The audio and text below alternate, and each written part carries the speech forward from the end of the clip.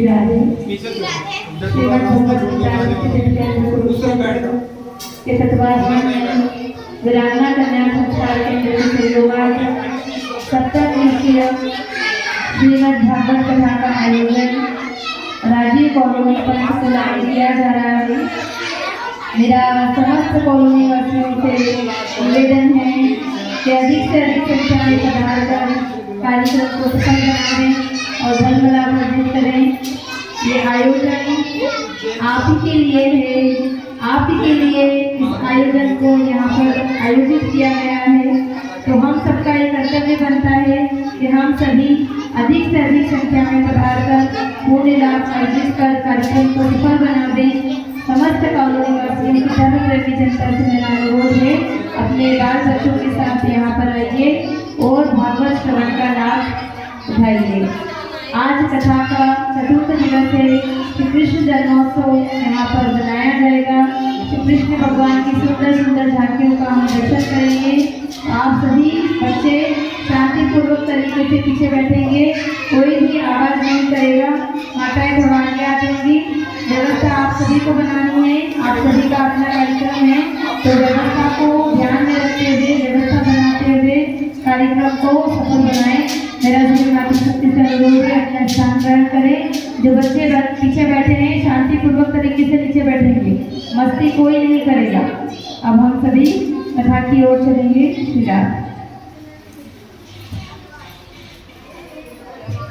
श्री राम श्री राम श्री राम श्री राम। सभी अपने अपने स्थान पर बैठ करके एकाग्रता पूर्वक करके आई हूँ सुंदर बताने आई। सभी अपनी चित्तवृत्ति को, अपने मन को संसार से हटा करके परमपिता परमेश्वर की श्री शरणागति में एकाग्रचित करने की भाव से सभी नेत्र बंद करके कमर सीधी कर आई। सभी गुरुदेव के चरणों में वंदन प्रणाम करते हैं।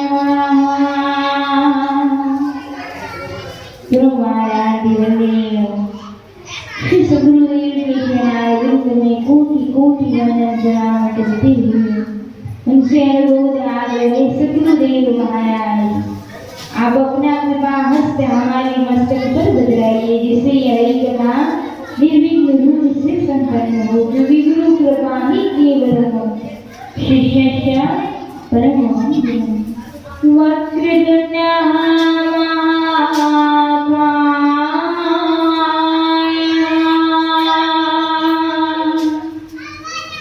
सूर्य कोटि समप्रभा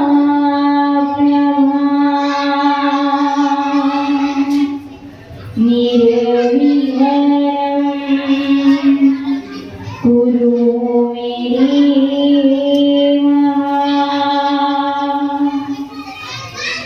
सर्वकार्येषु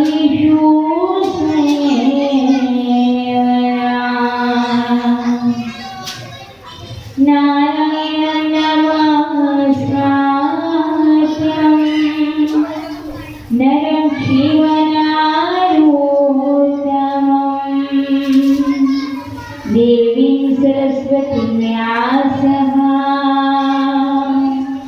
ततो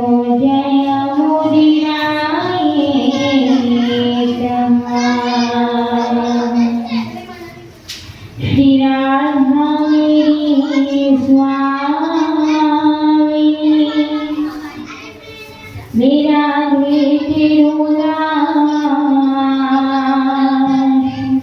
और जन्म जन्म विधियो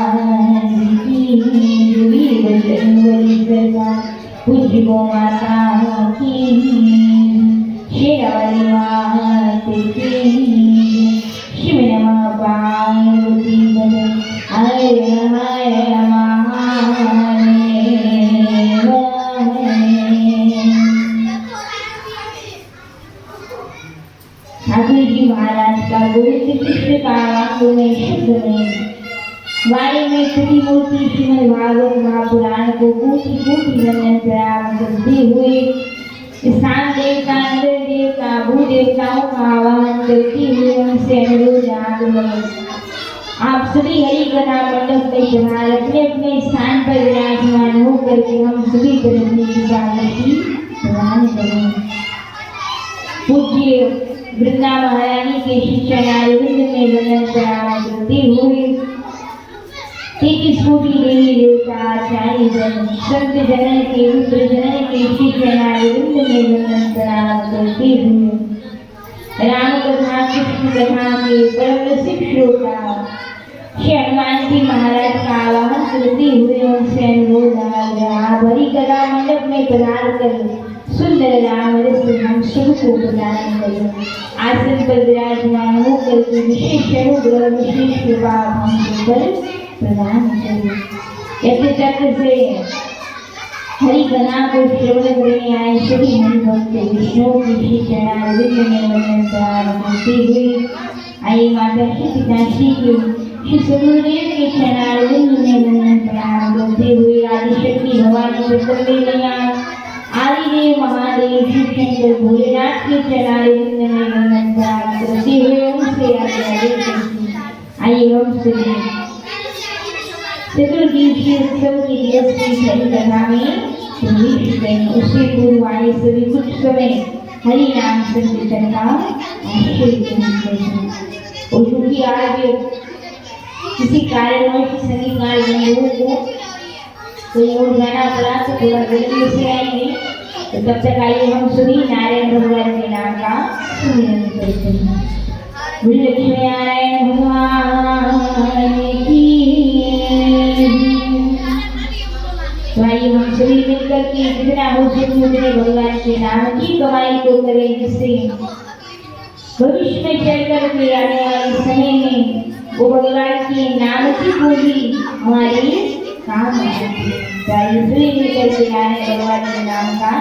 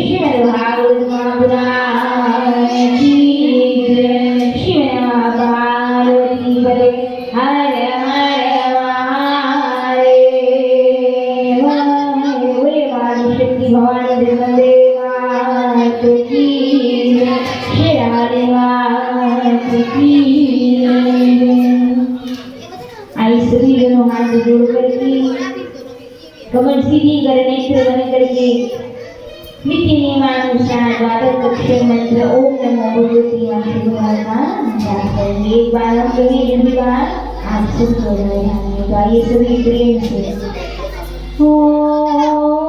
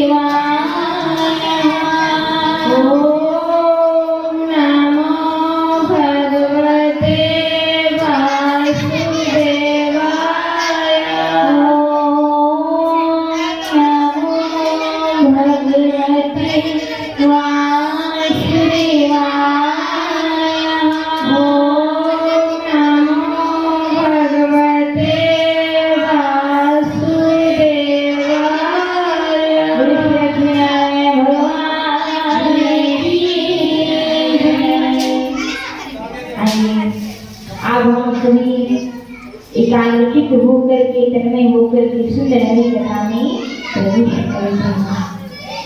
तो यहाँ आज की सुंदर हरि कथा का शुभारंभ करते हुए परम विदुषी संत वाणी में कहा गया, क्या कहते हैं संत अपनी वाणी में, हैराश्रय दुर्यवती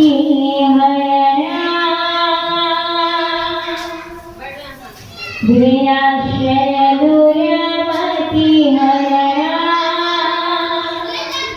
करिवे हरि को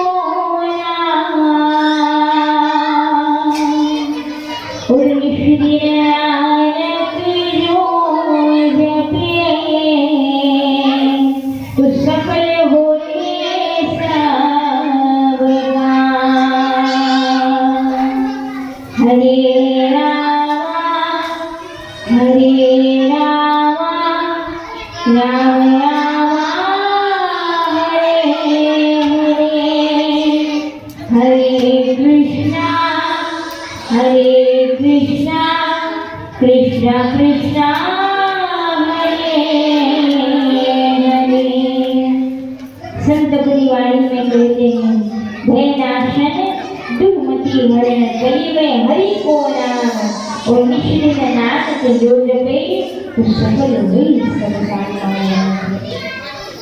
जो व्यक्ति इस घोर कली काल में भगवान के परम नाम का आश्रय लेता है, भगवान के नाम को लेकर ही अपने दिन की शुरुआत करता है, अपने कार्य का शुभारंभ करता है, तो नारायण श्री हरि उसके जीवन में आने वाले हर प्रकार के विघ्न को नष्ट कर देते हैं, जड़ से उस विघ्न का उन्मूलन कर देते हैं महाराज। इसलिए बार बार संत कहते हैं, बार बार हरि कथा में भी इस बात को बार बार मुख्य रूप से वर्णन किया जाता है।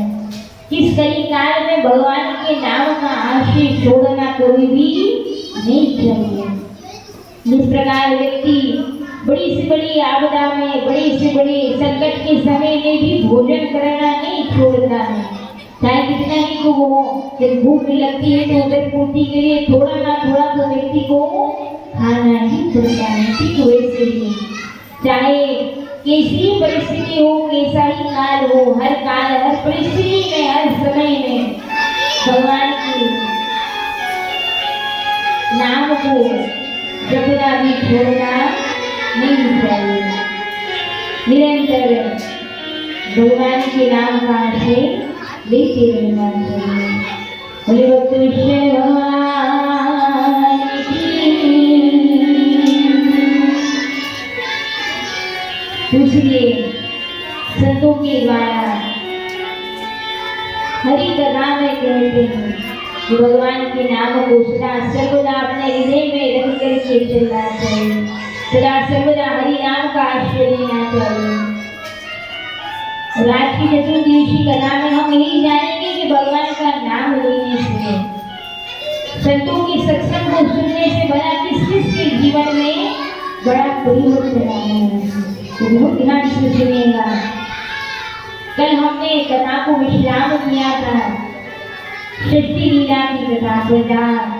षष्ठी लीला की कथा में हमने माता सती और भोलेनाथ के सुंदर मंगल विवाह का दर्शन किया था। तो आइए अब हम आपको ये चलते हैं किस हरि कथा को, जिस भक्ति रस सरिता में हम नित्य निरंतर गोता लगा रहे हैं, जिस भागवत की कथा को हम निरंतर श्रवण पान कर रहे हैं, उस भागवत की रचना किस प्रकार की गई, वो भागवत वेद व्यास जी महाराज के द्वारा किस प्रकार रचित हुई है, इस पूरे रहस्य को, इस पूरी बात को जानने तो बहुत ध्यान से सुनिएगा। यहाँ आज व्यास महर्षि जो बद्रिकाश्रम में सरस्वती नदी के किनारे आश्रम कुटीर बनाकर के निवास करते हैं अपनी अर्धांगिनी माता अग्नि देवी के साथ में। आज यहाँ व्यास महर्षि ने अपने दुनिया में बैठ करके, बद्रिकाश्रम में बैठ करके व्यास महर्षि के द्वारा, श्री वेद व्यास जी के द्वारा अनंत ग्रंथों की रचना की गई। 17 महापुराणों की, 18 पुराणों की इतिहास के रूप में महाभारत जैसे ग्रंथ की रचना की है। फिर भी इतने ग्रंथों को रचने के बाद, इतने ग्रंथों की रचना करने के बाद भी व्यास महर्षि के हृदय में, वेद व्यास जी के हृदय में अभी भी पूर्ण रूप में शांति व्याप्त नहीं होती, अभी भी मन कुछ अशांत बना हुआ है, अभी भी वेद व्यास जी के हृदय में अशांति बनी हुई है। तो वेद व्यास जी नेत्र बन करके अपनी कुटिया में भीतर जाकर के बैठते हो, कारण ढूंढते हैं अपने भीतर अपनी अशांति का। ध्यान कीजिएगा यहाँ इस प्रसंग पर। अगर कोई संसारी आप हम परेशान होते हैं, मन बेचैन होता है, अशांत होता है, तो हम उस अशांति का कारण कहाँ ढूंढते हैं, उस दुख का कारण कहाँ ढूंढते हैं, बाहर ढूंढते हैं। हम सोचते हैं आज कहीं हमारे साथ किसी व्यक्ति ने व्यवहार अच्छा नहीं किया जिस कारण मेरा मन अशांत है। आज मुझे जो मिलना चाहिए था भोजन में, वो भोज्य पदार्थ नहीं मिला, मन पसंद का भोजन नहीं बना जिस कारण मेरा मन उदास है। लेकिन इसके विपरीत संत क्या सोचते हैं, संत की कैसी करनी, कैसे रहनी है।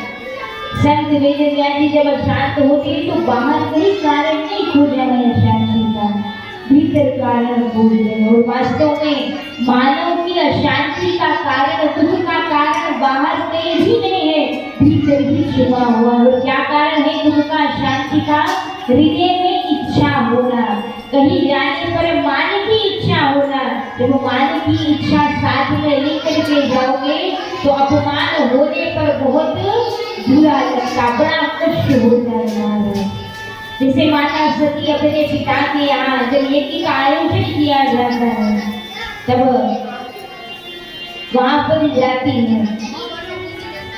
यहाँ दक्ष प्रजापति के द्वारा यज्ञ का आयोजन इसलिए किया गया था कि एक बार जब दक्ष प्रजापति सभा में जाते हैं देवताओं की, सभी देवी देवता वहाँ आसनबद्ध होकर के विराजमान रहते हैं। वहाँ महादेव शिव शंकर भी आसन पर आरूढ़ रहते हैं। तो दक्ष प्रजापति वहाँ जाते हैं तो भोलेनाथ अपने आसन को छोड़ करके उन्हें प्रणाम नहीं करते, कारण क्योंकि भोलेनाथ राम जी के भजन में मगन रहते हैं सदा, इसलिए उन्हें नहीं याद होता कि कौन आया है कौन गया है। तो राम जी के भजन में, नाम में मगन भोलेनाथ अपने स्थान से खड़े होकर के दक्ष प्रजापति को प्रणाम नहीं करते। तब से ही दक्ष प्रजापति ने शिव शंकर भोलेनाथ को अपना सबसे बड़ा शत्रु मान लिया। इस पूरे दुख का दक्ष प्रजापति के हृदय में व्याप्ति अशांति का कारण क्या था? भोलेनाथ का प्रणाम न करना कारण नहीं था, बड़ा कारण क्या था? दक्ष प्रजापति के हृदय में इच्छा होना, मान की अगर मैं जाता हूँ तो सबको मुझे प्रणाम करना चाहिए, ऊंचा आसन देना चाहिए। ये जब तक इच्छा समाप्त नहीं होती है ना तब तक दुख भी समाप्त नहीं होता। तो कहने का तात्पर्य वेद व्यास जी का हृदय भी जब आज अशांत शांत है तो बाहर कारण भी नहीं खोज रहे हैं, अपने भीतर झांक रहे हैं कि कहीं मुझसे अनजाने में कोई दोष, कोई पाप, कोई त्रुटि तो नहीं हो गई। तो हो सकता है कि कोई पाप हुआ हो जिस कारण मुझे हृदय में अशांति व्याप्त हो गई। मन ही मन विचार करते हैं, नेत्र बंद करके पूरी दिनचर्या का अवलोकन किया है कि कहीं मुझसे पिछले समय में तो कोई दोष, कोई पाप अनजाने में नहीं हो गया। जब सब कुछ ध्यान दिया तब व्यास महर्षि के हृदय में ये संतोष होता है कि मेरे द्वारा कोई पाप, कोई दोष किया गया नहीं है। तो फिर भला हृदय में इतनी शांति क्यों है, मन बेचैन सा क्यों है? भला मुझे इतने ग्रंथ शास्त्रों की रचना करने के बावजूद शांति की प्राप्ति क्यों नहीं हो रही है? तो जब मन शांत होता है, मार्ग नहीं मिलता है, समझ में नहीं आता है कि शांति किस प्रकार मिलेगी, अशांति के उत्पन्न होने का कारण क्या है। तब व्यास महर्षि मन ही मन सोचते हैं कि अगर हृदय में कोई व्यथा होती है तो उस व्यथा को दूर करने का सामर्थ्य तो संत की कथाओं में ही होता है। और ये सामर्थ्य कथा में ही है जो बार बार संतों का सत्संग सुनता है, उसके जीवन के हर प्रश्न का उत्तर उसे हरि कथा में प्राप्त हो जाता है। बोल भक्तेश्वर भगवान की। अच्छा, सबको आवाज किससे आ रही? आवाज आ रही, समझ में आ रही है कथा? बोले भक्तों भगवान की। तो यहाँ सुंदर भगवान की हरि कथा में वर्णन आता है, संतों की महिमा, हरि कथा की महिमा का वर्णन किया गया है। तो इसी हरि कथा में भगवान के नाम की भी महिमा गाई गई है। और हमारे यहाँ सुंदर त्रिवेदी जी की कथा में अतिथियों के द्वारा, आप सभी क्षेत्रवासियों के द्वारा सुंदर सुंदर ठाकुर जी का उपहार सब आप लेकर के आए।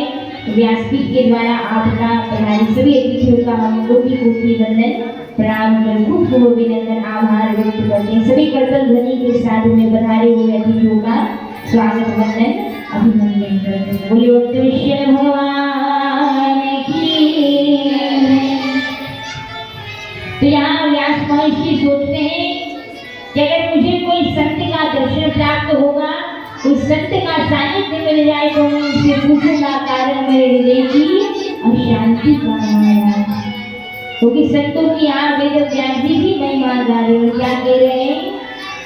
संतन के संग लाग रे तेरी अच्छी बनेगी, संतों के संग लाग रे तेरी अच्छी बनेगी। हाँ, संतान के संग लाग रे तेरी अच्छी बनेगी, संतों के संग लाग रे तेरी अच्छी बनेगी। अच्छी बनेगी तेरी बिगड़ी बनेगी, अच्छी बनेगी तेरी बिगड़ी बनेगी। हाँ, भूया तेरो बड़े भाग रे तेरी अच्छी बनेगी। भूया के संग भाग रे तेरी अच्छी बनेगी। हाँ, संतान के संग लाग रे तेरी अच्छी बनेगी। बोल संत भगवान की। तो यहाँ व्यास महर्षि भी अपनी वाणी में कहते हैं, संत क्या करते हैं कि कागा से तो है हंसा बनाए और छूट जाए खुले का दाग रे तेरी अच्छी बनेगी। संतन के संग लाग रे तेरी अच्छी बनेगी। तो इसलिए यहाँ वर्णन किया जाता है, व्यास महर्षि का हृदय जब अशांत होता है, संतों की याद की है तो याद करते ही भगवान को ये बात बड़ी अच्छी लगती है किसी भक्त के हृदय में कथा सुनने की इच्छा जागृत होती है, जब किसी भक्त वैष्णव के हृदय में संतों का दर्शन सत्संग श्रवण करने की इच्छा जागृत होती है। क्यों?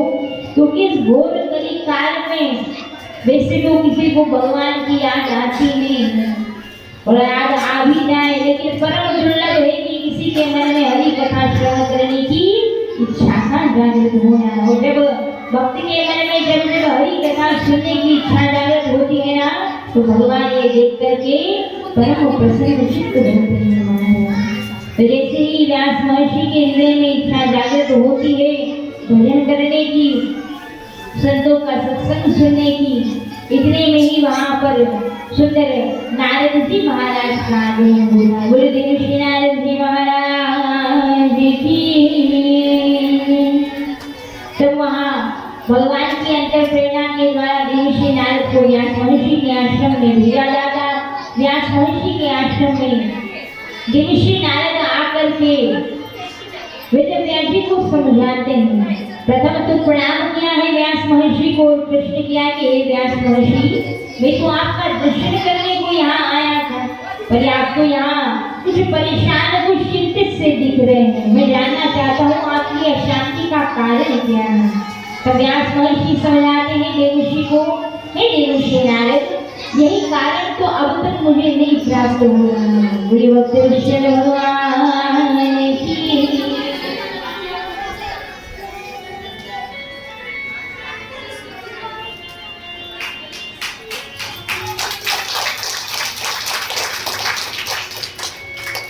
श्रीमद् भागवत महापुराण की। यहाँ सुंदर ठाकुर जी के द्वारा वर्णन किया जाता है हरि कथा में। देवर्षि नारद व्यास महर्षि से पूछते हैं, कहते हैं कि आप अशांत हैं, अगर वैसे तो आप स्वयं श्री हरि नारायण का ही अवतार हैं, तो आप ये बात सोच करके अशांत होते हैं कि आपको कोई त्रुटि कोई दोष हुआ हो, आपके द्वारा कोई पाप हुआ हो, तो आपका ये सोचना उचित नहीं है प्रभु। अगर आप जानना ही चाहते हैं कि आप अशांत हृदय, आपके हृदय में अशांति क्यों व्याप्त है, तो उसका कारण केवल एकमात्र यह है, केवल एकमात्र जो है उसका कारण यही है कि आपने अब तक जिन ग्रंथों की रचना की है, उन ग्रंथों के भगवान के प्रभाव का वर्णन है, उनका यश गुणानुवाद गाया गया है। लेकिन आप वैसे ग्रंथ की रचना कीजिए जिसमें ठाकुर जी के स्वभाव का वर्णन है।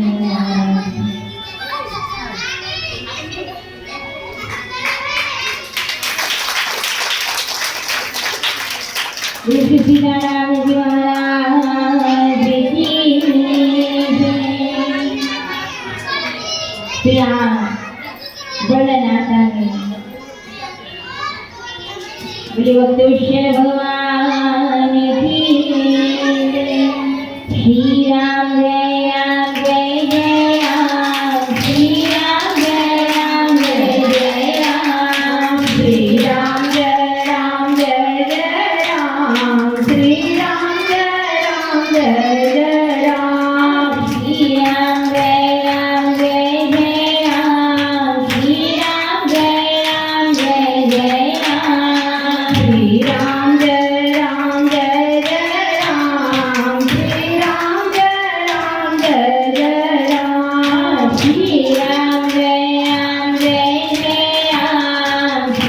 राम जय राम जय जय राम, श्री राम जय राम जय जय राम, श्री राम जय राम जय जय राम, श्री राम जय राम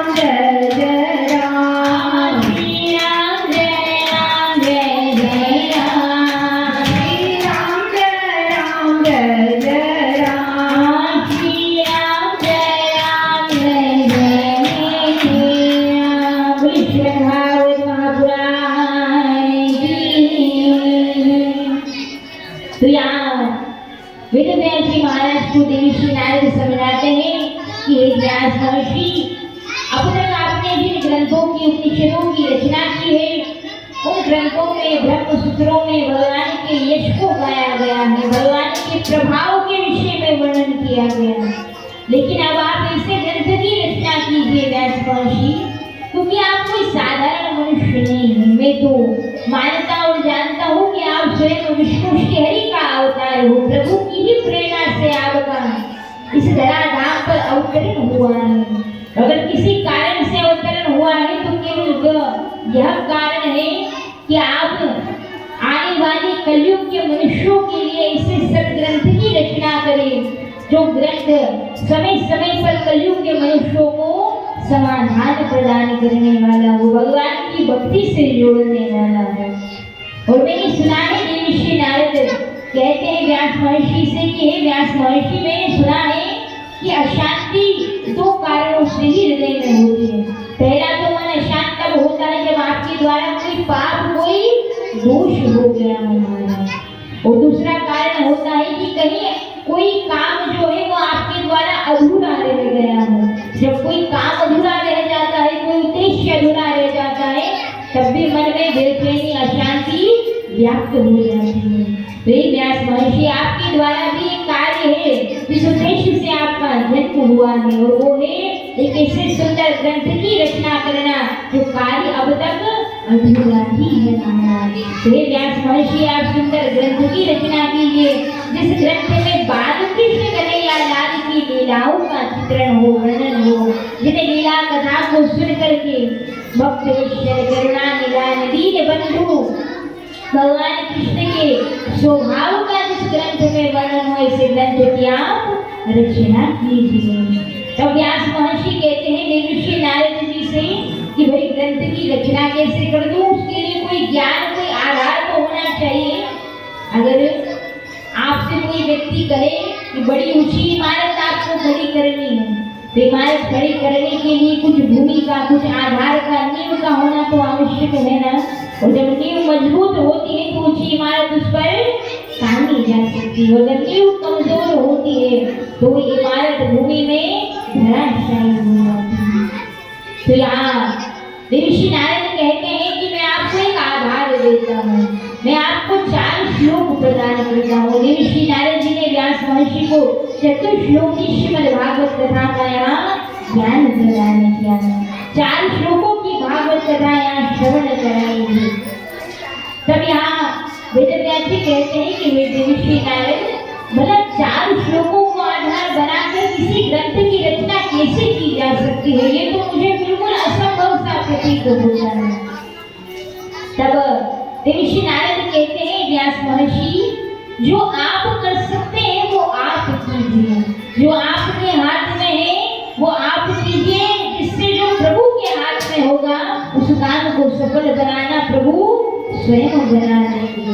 आप अपनी ओर से जितना बनता उतना प्रयास कीजिए, प्रभु अपनी ओर से जितनी कृपा करेंगे तो आपका काम सफल अवश्य ही होगा।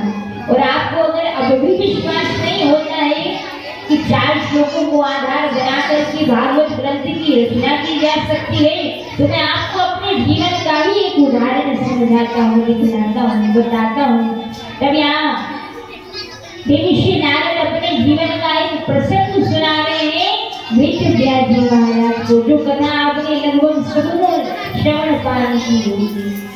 तब यहाँ देवर्षि नारद अपने पूर्व जन्म की कथा सुनाते हैं वेदव्यास जी महाराज को। सुनाते हुए कहते हैं कि हे व्यास महर्षि, आप जानते हैं कि अभी तो इस जन्म में मैं श्री हरि नारायण भगवान का अनन्य प्रिय भक्त हूँ। हर कोई मुझे वंदन करता, मुझे प्रणाम करता है। पर हे वेदव्यास जी महाराज, आपको ये जानकर बड़ा आश्चर्य होगा, बड़ा अचरज होगा, बड़ा अचंभा होगा कि इस जन्म से पहले पूर्व जन्म में मैं इस जन्म में आने से पहले भगवान का अनन्य प्रिय देव ऋषि नारद बनने से पहले पूर्व में एक दासी पुत्र था। मैं एक दासी का पुत्र था वेदव्यास जी महाराज जी। और मेरे पिता, जब मेरी आयु नन्ही बाल अवस्था की थी, 7-8 वर्ष की जब मेरी आयु थी, तब मेरे पिता मुझे छोड़ करके प्रलोक गमन उनका हो गया, जिससे मेरे सिर पर से पिता का साया हट गया। तब मेरी माँ उसी नगर में, उसी गांव में जो है घर घर जाकर के भोजन रसोई बना करके अपने घर का उदर की मेरी पूर्ति किया करते थे।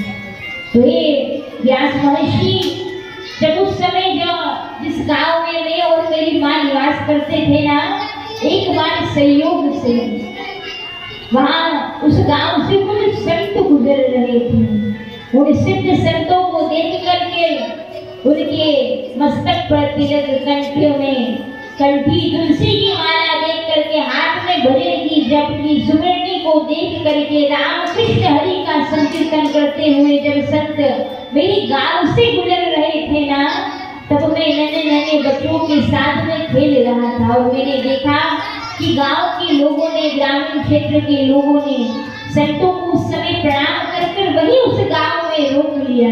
क्यों? क्योंकि अभी चातुर्मास का समय था। तो सब ग्रामवासी जो है प्रार्थना करते हैं संतों से, ये संत भगवान जब आपका आगमन श्री शुभ तिथि में चातुर्मास में हमारे ग्राम में, हमारे क्षेत्र में हो ही चुका है, तो कृपा करके आप कुछ समय यहीं पर पूरा चातुर्मास व्यतीत कीजिए। हम ग्रामवासियों को हरि कथा सुना करके, सत्संग सुना करके कृतार्थ कीजिए महाराज। बोलिए दीनबंधु भक्तवत्सल भगवान की।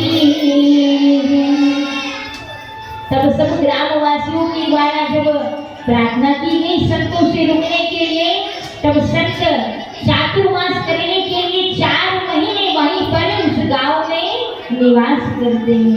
सब गांव वालों ने मिलकर के संतों की बड़ी उत्तम व्यवस्था की। देखिए तो व्यवहारिक बात है, अगर कृपा करके संत आ जाते हैं तो सब ग्रामवासी मिलकर के, संत आए हैं, संत भगवंत आए हैं, हमें कथा सुनाएंगे, भगवान का सत्संग सुनने को हमें मिलेगा, ये सोच करके सब गांववासी एकत्रित होकर के व्यवस्था में लग गए। किस व्यवस्था में? कि भाई संत हमारे कहने से रुक तो गए हैं, पर संतों के ठहरने की उत्तम व्यवस्था होनी चाहिए। ऐसी व्यवस्था होनी चाहिए, ऐसा निवास होना चाहिए जहाँ संतों को भजन करने में कोई परेशानी, कोई आपदा, कोई कष्ट न हो। ऐसे सुंदर पर्णकुटी का निर्माण किया जाए जिसमें बैठ करके जो संत रुके हैं ना, यहाँ हम पर कृतार्थ करके, हम पर कृपा कर चातुर्मास करने के लिए 4 माह के लिए रुकने की अनुमति दी है। हम सब ग्रामवासी मिलकर के प्रयास करें कि कहीं संतों के हृदय में एक क्षण के लिए भी ये भाव जन्म ना ले कि हम इस ग्राम में रुककर हमने बड़ी गलती कर ली, हमारा तो भजन यहाँ पर ठीक से नहीं हो रहा। तो इसलिए सब ग्रामवासी जो है मिलकर के सभा आयोजित करते, सब ग्रामवासियों ने तय किया कि ग्राम की सीमा पर सुंदर संतों के निवास स्थल का निर्माण किया जाएगा और निवास पर सुंदर जलपान की, भगवान के शिव विग्रह को विराजमान करने की, पूजन पाठ की उत्तम व्यवस्था की जाएगी। अब एक बड़ा प्रश्न सामने खड़ा होता है कि भाई हमने सुना है कि संत भोजन को ग्रहण करने में बड़ी सावधानी रखते हैं, तो संत के भोजन की व्यवस्था हमें उत्तम करनी होगी। गांव भर में जो है ढूंढा जाता है कि कौन होगा वो व्यक्ति जो संतों को बढ़िया सुंदर रसोई बना करके पकाएगा, जिसका भाव सुंदर हो। तब यहाँ सब ग्रामवासी मिलकर के तय करते हैं कि वह जो दासी पुत्र है ना, तो यहाँ वहाँ बच्चों के साथ खेल रहा है, इसकी माँ जो है इनके पास कोई काम भी नहीं है और ये भोजन बड़ा अच्छा बनाती है, तो क्यों ना संतों की रसोई बनाने की सेवा उन्हीं इसी बालक की माँ को बनाने की है। तब उस बालक को गांव की वो वासी पास में बुलाते हैं, निकट बुलाते हैं, माँ को बुलाने को कहा। माँ दौड़ी दौड़ी सब ग्रामवासियों के पास सभा में उपस्थित होती है और यहाँ नन्हे से बालक की माता को जिम्मेवारी दी जाती है संतों को बना करके भोजन प्रसादी पकाने की। और यहाँ वो मैया बड़े भाव से जो है संतों के लिए भोजन बनाती, प्रेम से संतों को भोजन बनाती है। तब जब भोजन की सेवा प्राप्त हुई है तो सुबह शाम दोपहर में सबके लिए वहाँ प्रसादी बनना सिद्ध होता। तो जब माँ वहाँ रहती है तो माँ अपनी संतान को, उस नन्हे बालक को भी साथ में लेकर के आती है। तो माँ और बेटी वही आश्रम में ही निवास करते हैं। तब उस नन्हे से बालक को सेवा दी गई है। संतों को जब पूजा का समय हो तो पूजा के लिए पुष्प इत्यादि तोड़ करके चुन करके लेकर के आना। सेवा दी गई है कि संतों को जब भोजन करना हो तो प्रेम से परोस कर भोजन कराना, उनकी झूठी पातल उठा करके सुंदर जो है व्यवस्थित रखना।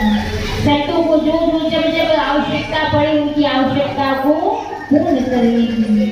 वो नन्हा सा बालक संतों की खूब सेवा करता है और जब संतों की सेवा में लगा है तो बड़ी महिमा गाई जाती है संतों का दर्शन की महाराज। तो यहाँ तो केवल दर्शन ही नहीं हो रहा है रोज नन्हे से बालक को, वरन सेवा भी प्राप्त हुई है संतों की। और कहते हैं, बहुत ध्यान से सुनिएगा सभी, क्योंकि हम जानते हैं आज किसी कारण वो संगीतकार बंधु उपस्थित नहीं है, जिससे बीच बीच में भजन भी नहीं हो रहा है, संगीत की सेवा नहीं हो रही है, तो कथा सुनने में भाव प्रकट करने में थोड़ी आपको भी समस्या हो रही होगी। लेकिन हरि कथा में मन लगा करके सुनने से आपको वो प्राप्त होगा, जो प्राप्त करने के लिए 3 घंटे का समय निकाल कर आप यहाँ उपस्थित होते हैं। तो वो ध्यान से कथा को श्रवण कीजिए। कोई भक्त विश्व भगवान की अच्छा कथा सुन रहे हो कि सो रहे हो? तो कथा सुन रहे हैं तो एक बार राम जी के नाम का जयकारा लगाएंगे, जिससे हमें भी पता चल जाए बस सिर्फ कथा सुन रहे हैं। जय श्री राम, जय श्री राम, जय श्री राम। बोलो श्री सीताराम जी महाराज की। तब यहाँ नन्हे से बालक को सेवा दी गई है संतों का, जो है भोजन पकाने की। जब पूजा करे तो पुष्प तोड़ करके वाटिका से डालने की। वो बालक रोज सेवा करता है। वो ध्यान से सुनिएगा, जब आपको लगता है कि आपके द्वारा कोई अपराध हो गया हो, कोई ऐसा अपराध, कोई ऐसा पाप कर्म हो गया हो जिसको करने के बाद आपके मन में प्रायश्चित जन्म रहा है, आपके मन में ये भाव जागृत होता है कि मेरे द्वारा पाप तो हो गया है, अपराध तो हो गया है, पर मैं क्या करूं जिससे मेरे सिर पर जो पाप की गठरी बनी है वो नीचे गिर जाए, जो पाप मेरे सिर पर चढ़ा है वो जड़ से नष्ट हो जाए। तो कई बार ऐसा होता है कि बहुत से लोगों के मन में बड़ी अशांति होती है कि मेरे द्वारा अनजाने में अगर कोई दोष हो जाता है तो मैं बना उस दोष का, पाप का प्रायश्चित इस प्रकार करूं। तो उन ऐसे व्यक्तियों के लिए यहाँ भागवत में वेद व्यास जी महाराज देवर्षि नारद के चरित्र में बड़ा सुंदर वर्णन किया गया है। तो यहाँ वर्णन आता है कि अगर आपसे कोई पाप हो गया हो, कोई दोष हो गया हो, तो पहले प्रायश्चित करने के लिए अगर आप चाहते हैं कि जल्द से जल्द अति शीघ्र वो पाप धीरे धीरे दूर होने लगे, तो उसका केवल एक ही उपाय यहाँ भागवत में बताया गया है। वह उपाय है संतों की सेवा करना। संत जहाँ रहते हैं उस आश्रय स्थल की, आश्रम मंदिर प्रांगण की सेवा करना। जब आप इन हाथों से संत जहाँ रहते हैं, निवास करते हैं, भजन करते हैं, उस स्थान पर जाकर के बुहारी करते हैं। कहीं कोई ऐसा स्थान आश्रम में जहाँ बहुत गंदगी है, बड़ा अस्वच्छ वो स्थान है, तो वहाँ जाकर के बिना किसी के बताए वहाँ जाकर के सुंदर स्थान को स्वच्छ किया जाता है। तो आश्रम में जाकर के संतों के आश्रय स्थल, निवास स्थल पर जाकर के अगर आप उनके स्थान को शुद्ध करते हैं, वहाँ जाकर के सेवा देते हैं ना, तो उस सेवा का बड़ा प्रताप होता है। तो जो सेवा की जाती है ना हाथों के द्वारा, तो धीरे धीरे सिर पर जो आपके द्वारा अनजाने में भी कोई पाप हुआ हो तो वो पाप धीरे धीरे नष्ट होने लगता है। तो किसी घनघोर अनजाने में किए गए पाप को अगर जड़ से नष्ट करना हो तो संतों की सेवा करना आरंभ कर दीजिए, भक्तों की सेवा करना आरंभ कर दीजिए। तो जब आप सेवा करना आरंभ कर देंगे तो धीरे धीरे वो दोष अति शीघ्र दूर होने लगेंगे महाराज। तो इसलिए तो कहते हैं कि सेवा करोगे तो मेवा मिलेगा, सेवा करोगे तो मेवा मिलेगा। राम राम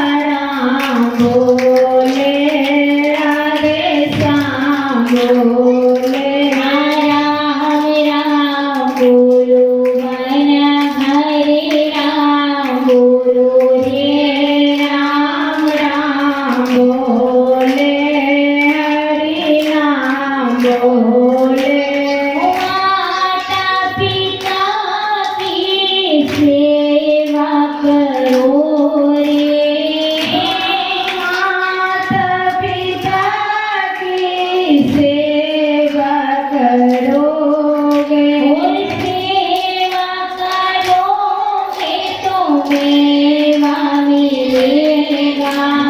सेवा करोगे तो मेवा मिलेगा। संत जनन की सेवा करो रे, संत जनन के सेवा करोगे। सेवा करोगे तो मेवा मिलेगा। सेवा करोगे तो मेवा मिलेगा। राम नाम बोलो मैया हरि राम बोलो रे, राम राम बोलो राजा हरि नाम बोलो। सीताराम बोलो मैया राधे श्याम बोलो रे। बोलिए मुक्तेश्वर भगवान की, श्री सीताराम जी महाराज की। तो यहाँ वर्णन आता है संतों की सेवा से चाहे कितना ही गंभीर पाप हो, दोष हो, वो धीरे धीरे दूर होने लगता है। तो इसलिए कहा जाता है कि जब घर पर अतिथि आते हैं तो उनका सत्कार भाव से करना चाहिए। न जाने किस रूप में नारायण आए। तो इसलिए हर प्राणी को, आने वाले हर अतिथि का, हर गृहस्थी का कर्तव्य है कि आतिथ्य सत्कार अवश्य करना चाहिए। द्वार पर आए हुए हर याचक की झोली को भरना चाहिए।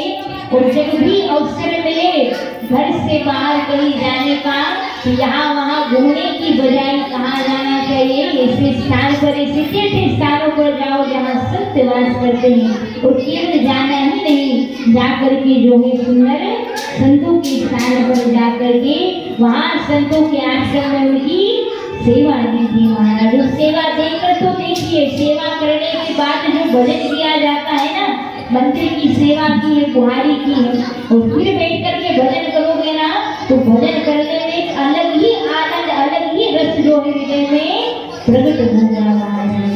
तो इसलिए सेवा परम धर्म बताया गया।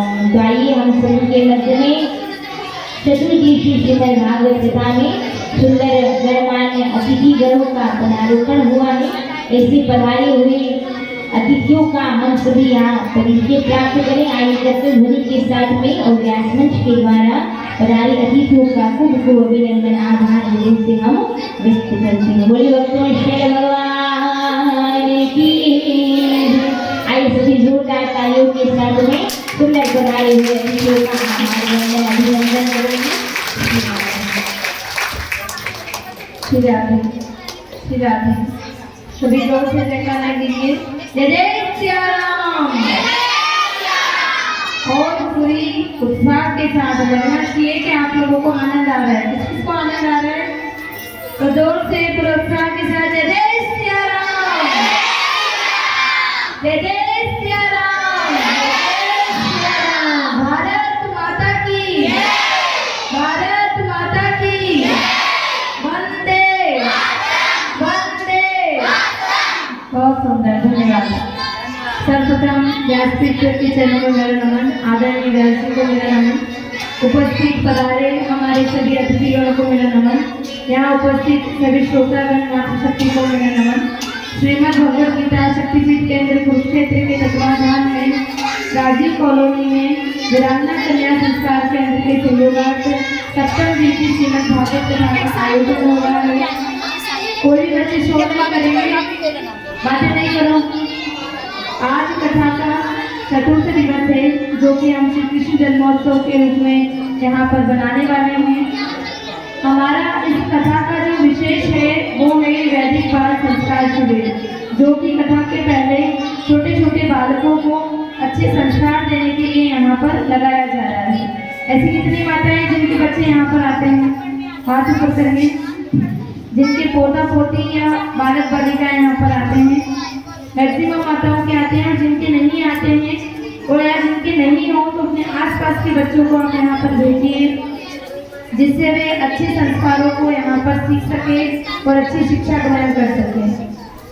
ठीक 3:30 बजे शिविर रहता है, वैदिक संस्कार शिविर। 3:30 से 4:30 शिविर यहाँ पर लगाएंगे। उसके बाद 4:30 से 5 बजे तक यज्ञ रहता है। तो यज्ञ करने के लिए भी सभी माताओं को भी आना है।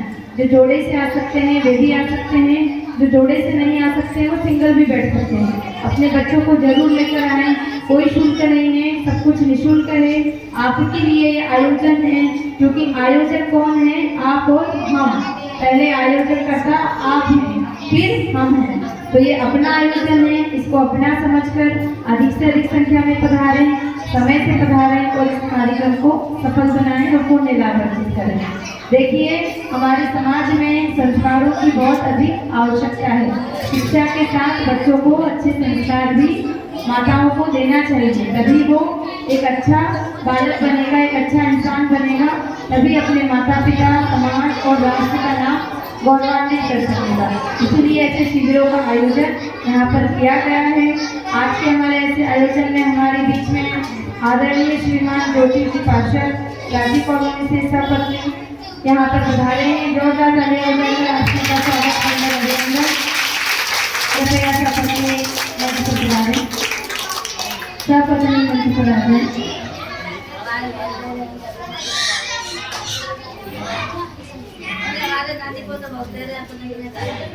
आप एक अच्छे समाज सेवी हैं, सामाजिक कार्यों में तत्पर रहते हैं। आपसे से स्वागत मंदिर अभिनंदन।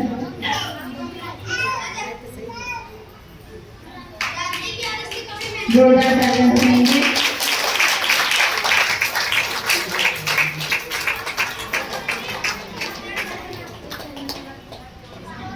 फिर से जोर से देखना करेंगे। जय श्री राम, जय जय श्री राम, जय जय श्री राम, जय भवानी, जय शिवाजी, जय भवानी, जय शिवाजी, जय भवानी, जय शिवाजी, जय भवानी, जय शिवाजी। बहुत बहुत धन्यवाद। अब हम कथा की आवश्यकता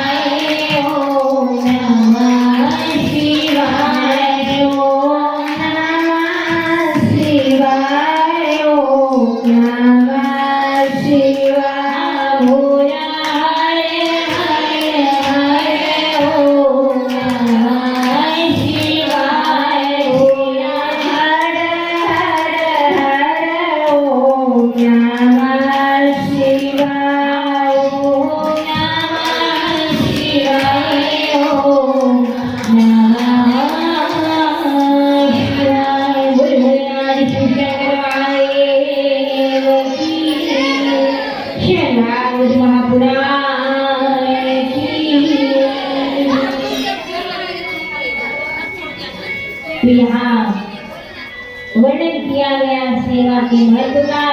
नन्हे से बालक के द्वारा संत की खूब सेवा की जाती।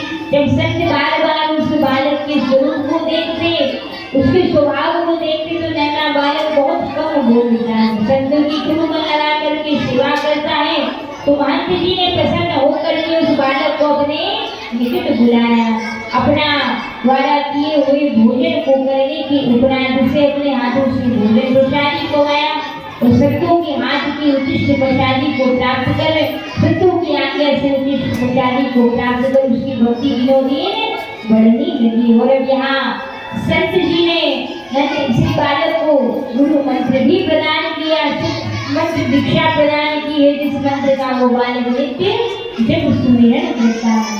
अब जब चातुर्मास पूरा होता है, जब चातुर्मास का समय पूरा हो जाता है तो बालक को ये बात बिल्कुल अच्छी नहीं लगती। जिन संतों की नित्य दोपहर में बैठकर सायंकालीन सत्र में बैठ करके मैं हरि कथा श्रवण करता था प्रेम से, अब वो कथा मुझे सुनने को नहीं मिलेगी। अब उन संतों का दर्शन, उन संतों की सेवा मुझे प्राप्त नहीं होगी। तो भला मैं यहाँ अकेला लेकर क्या ही करूँगा।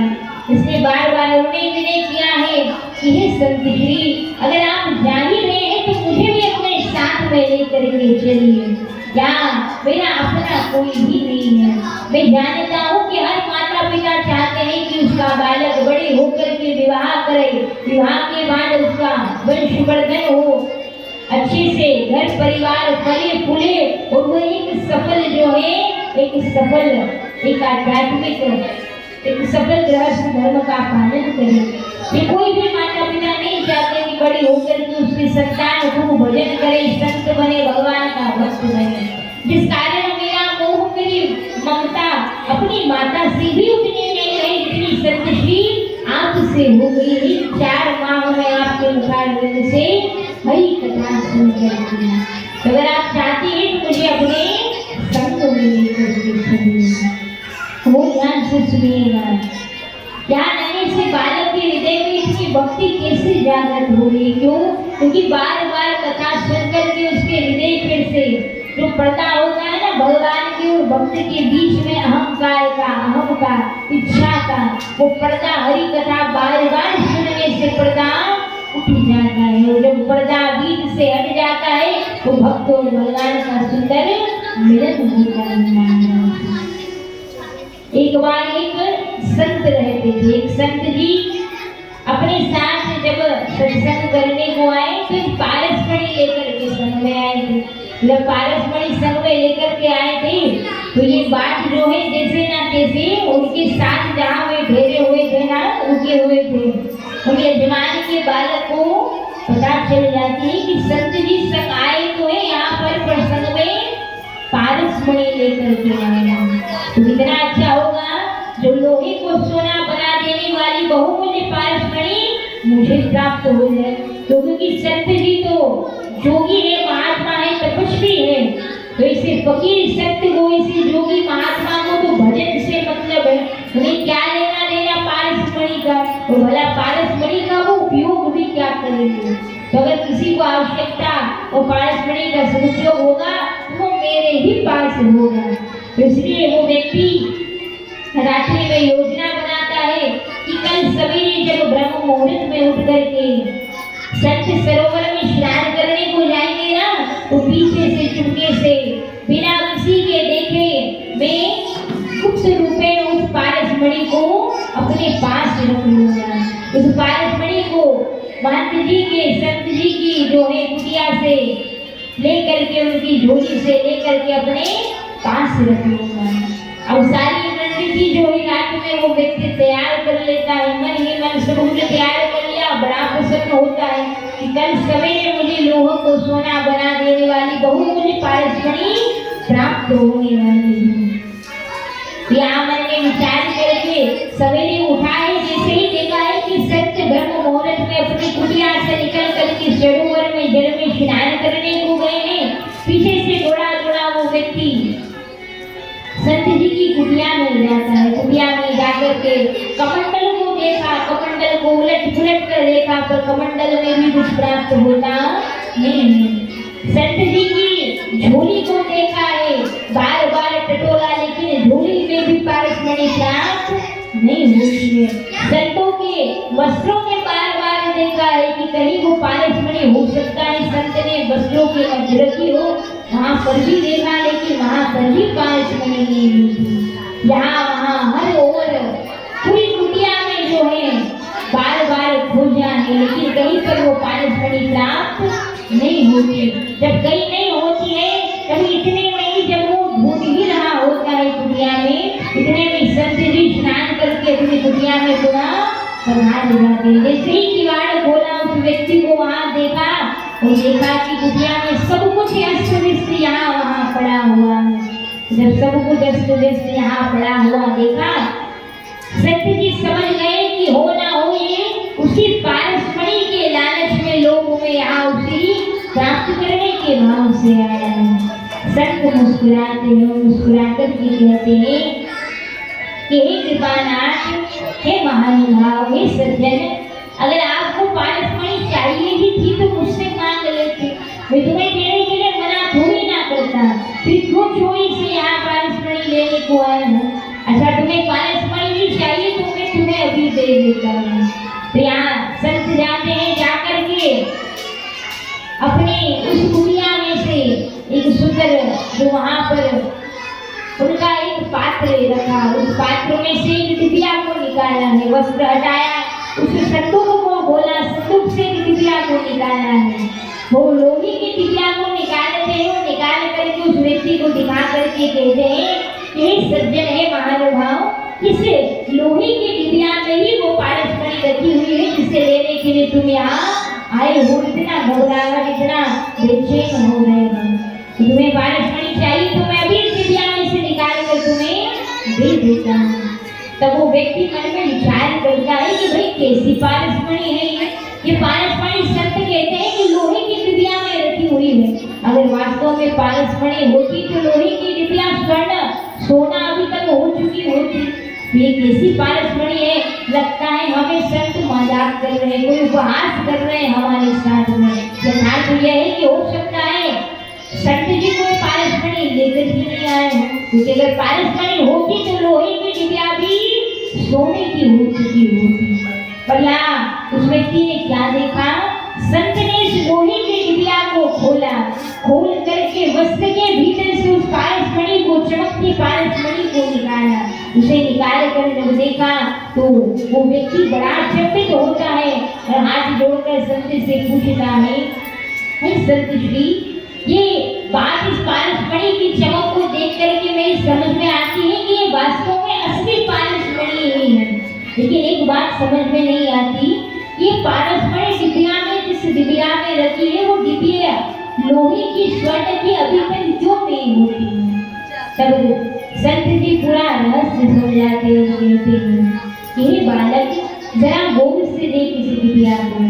हाँ, ये डिबिया लोहे की डिबिया है और पारस की स्पर्श करती ही स्वर्ण की हो जाएगी, लेकिन मैंने इस डिबिया में पारसमणि को एक वस्त्र ढाक कर, वस्त्र को लपेट करके रखा है, जिससे पारसमणि और सोना निकल तो है, लेकिन बीच में पड़े पर्दे के कारण वो लोहे की डिबिया लोहे की है, सोने की नहीं होती है।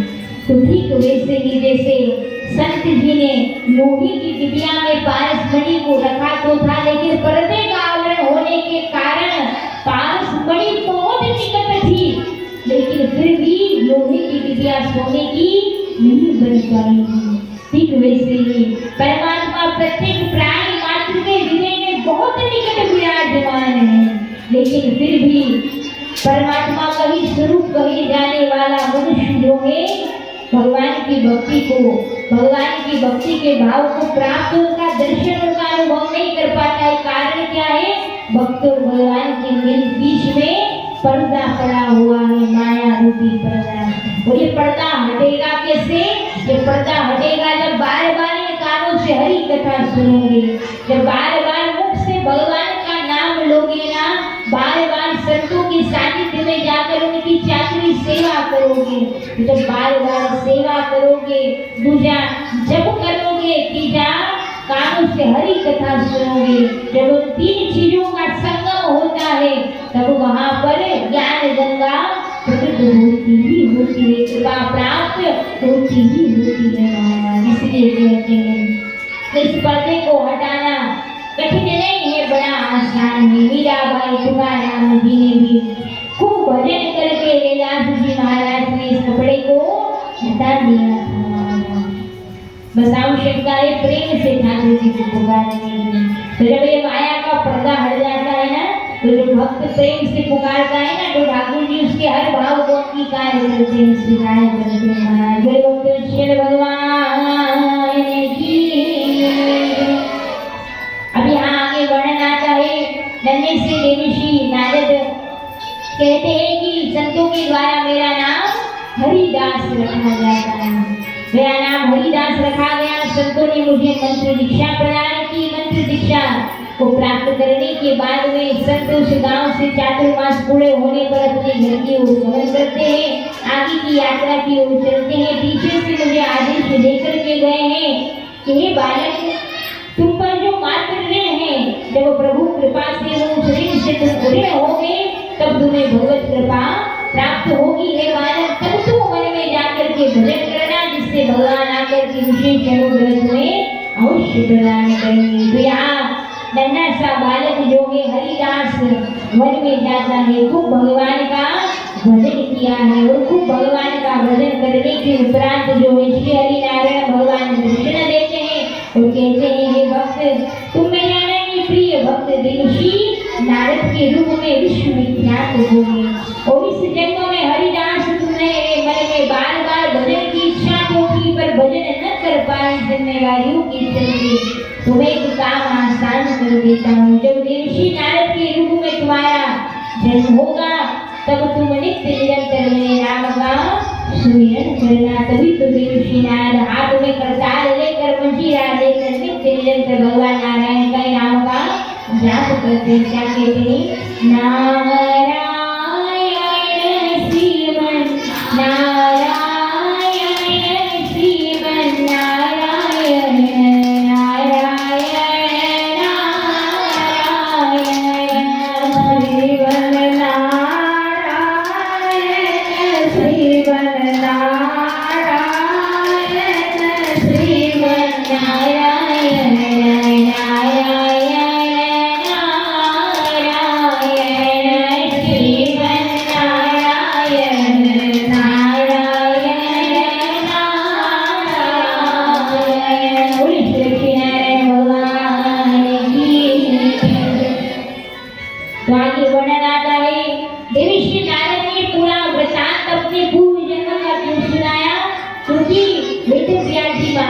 समझाना था कि अगर भक्त को जीवन में एक संत का भी आधार मिल जाता है, एक नाम का भी आधार मिल जाता है, तो उसका जीवन परिवर्तित हो जाता है। तो ये व्यास महर्षि आपको जो 4 श्लोक चतुश्लोकी श्रीमद् भागवत कथा का मैंने ज्ञान दिया है, उस ज्ञान के आधार पर आप जिस ग्रंथ की रचना करेंगे वो ग्रंथ कलयुग के मनुष्यों को जो है कल्याण करने वाला होगा, मार्ग प्रशस्त करने वाला होगा। तभी आप व्यास महर्षि के मन में इच्छा जागृत होती है, मन में भाव जागृत होता है कि ग्रंथ की रचना तो मेरे द्वारा की जाए, लेकिन उस ग्रंथ को लिखेगा कौन, उसकी रचना कौन करेगा? क्योंकि मैं तो समाधिस्थ होकर के भगवान की जैसी जैसी लीला प्रकट होती जाएगी, शब्द से उस लीला को वाणी रूप में मैं कहता जाऊंगा, पर मैं तो यहाँ वाचन करूंगा, वाणी से उस हरि कथा उस लीलाओं का वर्णन करूंगा, लेकिन सुनकर उस लीला को शब्द रूप प्रदान भला कौन करेगा? जब यहाँ वहाँ खोज की, इतने में भगवान की प्रेरणा से विघ्नहर्ता गजानन गणपति जी महाराज जो है वेदव्यास जी महाराज के आश्रम में प्रकट हो जाते हैं। बोले गजानन गणपति जी महाराज की, श्री वेदव्यास जी महाराज की। और यहाँ गजानन गणपति जी महाराज ने कहा, हे व्यास महर्षि, आप चिंता मत कीजिए, आप चाहते हैं ना कि आप जो भाव वाणी रूप से प्रकट करें उसे शब्द रूप प्रदान करना चाहते हैं, तो आपका वो काम मैं कर देता हूँ। मैं अपने दंत के द्वारा ऐसे सुंदर आपके भाव को सुंदर ग्रंथ का स्वरूप जो है शब्द स्वरूप प्रदान करूंगा। बस मेरी एक शर्त है, देखिए तब से ही भगवान को एक दंत कहा जाता है। अब यहाँ सुंदर विघ्नहर्ता गणेश जी महाराज जो है कहते हैं वेदव्यास जी महाराज से कि हे व्यास जी महाराज, मैं कथा तो लिखूंगा, लेकिन मेरी एक शर्त है, एक समस्या है। मैं जब कथा लिखूंगा तो उस समय एक क्षण के लिए भी मैं विराम नहीं लूंगा। मैं लगातार ग्रंथ की रचना करता जाऊंगा, लिखता जाऊंगा। तो एक क्षण के लिए भी मैं रुकूंगा नहीं। इसलिए हे व्यास महर्षि, आपको भी लगातार नित्य निरंतर जो है बिना रुके बिना विराम किए हरि कथा कहनी होगी, हरि कथा लीला को कहना होगा। तब व्यास महर्षि चतुराई से बुद्धिपूर्वक गणेश जी महाराज से कहते हैं, विघ्नहर्ता हे गौरी पुत्र गणेश, आपने जो कहा आपकी उस समस्या को मैं सिरोधारी करता हूँ। आप कहते हैं कि आप निरंतर हरि कथा का रचना करेंगे, उसका लेखन कार्य करेंगे, तो मेरे द्वारा भी निरंतर हरि कथा का वाचन किया जाएगा। पर आप जो भी लिखे प्रथम पहले उससे विचारें कि वो योग्य है या नहीं है, वो उचित है या अनुचित है, इसका विचार कर ही आपके द्वारा कथा प्रसंग लिखा जाना चाहिए। गणेश जी आगे बढ़ते हैं और यहाँ व्यास महर्षि अपनी चतुराई से भाव से हर श्लोक के बाद हर 100 श्लोक बोलने के बाद में एक ऐसे श्लोक का उच्चारण करते हैं, ऐसे कुछ श्लोक का वाचन करते हैं जिससे गणेश जी महाराज को सोचने पर विचार करने पर विवश होना पड़ता है। और जितने में गणपति जी महाराज विचार करते हैं उस कूट रहस्य का, इतने में ही व्यास जी महाराज अपने आसन से खड़े होकर के अपनी जो नित्य की दिनचर्या है उसका निर्वहन करते, जो काम बचा उस सब काम को निपटा लेते हैं व्यास जी महाराज। और सब काम पूर्ण करने के बाद पुनः आसन बंद होकर के हरि कथा कहना आरंभ करते हैं। तो इस प्रकार विघ्नहर्ता गजानन गणपति जी के द्वारा सुंदर इस भागवत ग्रंथ की शब्द स्वरूप प्रदान किया गया है। और वेद व्यास जी महाराज समाधिस्थ होकर के ठाकुर जी की जैसी जैसी लीलाएं कथा उनके हृदय में प्रकट होती जाती, जैसी जैसी जाति का दर्शन किया है वैसी वैसी यहाँ सुंदर वाणी से उसका वर्णन किया। और एक दंत गजानन गणपति जी महाराज उसे शब्द स्वरूप प्रदान कर रहे हैं। इस प्रकार वेद व्यास जी महाराज के द्वारा बद्रिकाश्रम में बैठ करके विघ्नहर्ता गजानन गणपति जी महाराज की सहायता से सरस्वती नदी के किनारे सुंदर 18,000 श्लोकों से परिपूर्ण श्रीमद् भागवत ग्रंथ की रचना की जाती है। बोले श्रीमद् भागवत महापुराण की। अब बहुत ध्यान से सुनिएगा, इस पूरे प्रसंग से हमें एक बात सीखने को मिलती है। क्या बात सीखने को मिलती है? तो बहुत ध्यान दीजिएगा। गजानन गणपति जी महाराज की राशि कौन है, राशि कौन है? रिद्धि और सिद्धि है महाराज। और गणपति जी का वाहन कौन है? मूषक है, चूहा। तो यहाँ मूषक हमें संदेश देता है कि जो विघ्नहर्ता गजानन गणपति जी महाराज है ना, इस पर निवास करते हैं, वास करते हैं, जो सदा सर्वदा उद्यमरत रहता है, जो लगातार काम करता रहता है, बिना किसी आलस के प्रयत्न करता रहता है, प्रयास करता रहता है, तो रिद्धि सिद्धि उसकी दासी अवश्य बनती है, उसे रिद्धि सिद्धि की प्राप्ति अवश्य होती है। जो व्यक्ति केवल खाली बैठा रहता, आलस्य करता है, तो उसे गणेश जी की कृपा और रिद्धि सिद्धि की प्राप्ति कभी भी हो पाती नहीं। इसलिए तो कहते हैं कि खाली दिमाग शैतान का घर हो जाता है। उसे कभी भी बिना किसी काम के व्यर्थ समय को गंवाना नहीं चाहिए, किसी न किसी काम को जो है अवश्य करते रहना चाहिए। जब आप लगातार काम में व्यस्त रहते हैं तो जहाँ गणपति जी महाराज के स्वरूप से हमें यही शिक्षा प्राप्त होगी। तो यहाँ सुंदर ग्रंथ की व्यास जी महाराज के द्वारा रचना की जाती है। अब प्रश्न उठता है, ग्रंथ की रचना तो हो गई, लेकिन इस ग्रंथ का प्रचार कौन करेगा?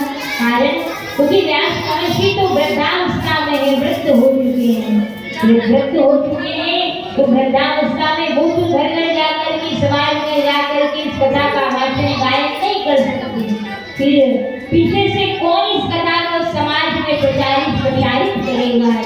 तब जैसे ही मन में विचार आता है तो ही याद आती है अपने पुत्र सुखदेव जी महाराज की। वो सुखदेव जी महाराज जो जन्म लेते ही गोपिक धारण कर वन में तपस्या करने को चले गए थे। सुखदेव जी को युक्ति पूर्वक आश्रम में पुनः बुलाया जाता है। अपने शिष्यों को भागवत के सुंदर श्लोकों को सिखा करके जब वो भेजा जाता है उस दिशा में जिस दिशा में सुखदेव जी महाराज कर रहे हैं, साधना कर रहे हैं, ऐसे उच्च स्वरों में शिष्यों के द्वारा भगवत के श्लोकों का जिसमें ठाकुर जी की रूप माधुरी का वर्णन हो उच्चारण किया जाता, शब्दों को श्लोकों को ठाकुर जी की रूप माधुरी लीला को सुन करके सुखदेव जी महाराज की समाधि खुलती है। नेत्र खोल करके वेद व्यास जी महाराज के आश्रम में पधारते हैं, व्यास महर्षि के आश्रम में पधारते और यहाँ वेद व्यास जी के द्वारा 18,000 श्लोकों से परिपूर्ण श्रीमद् भागवत कथा का ज्ञान सुखदेव जी को प्रदान किया जाता है।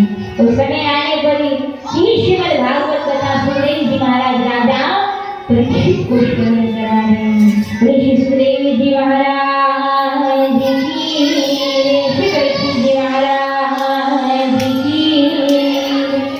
तब प्रश्न उठता है कि राजा परीक्षित ने ऐसा कौन सा कर्म किया है और कौन है राजा परीक्षित और किस कारण उन्हें सुखदेव जी के द्वारा भागवत कथा सुनाई जा रही है। कथा प्रसंग कुछ इस प्रकार से विस्तृत रूप से न लेते हुए संक्षिप्त रूप से हम इस बात को जाने। जब संत का अनादर करने पर राजा परीक्षित को श्राप लगता है कि तक्षक नाग आकर के 7 दिनों बाद दसेगा, जिससे राजा परीक्षित को अपनी देह का त्याग करना होगा।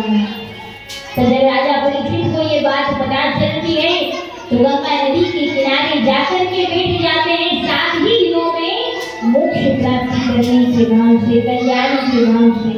जब गंगा नदी के किनारे जाकर के बैठते हैं तभी वहाँ सुखदेव जी महाराज का प्रादुर्भाव होता है, सुखदेव जी महाराज का आगमन होता है।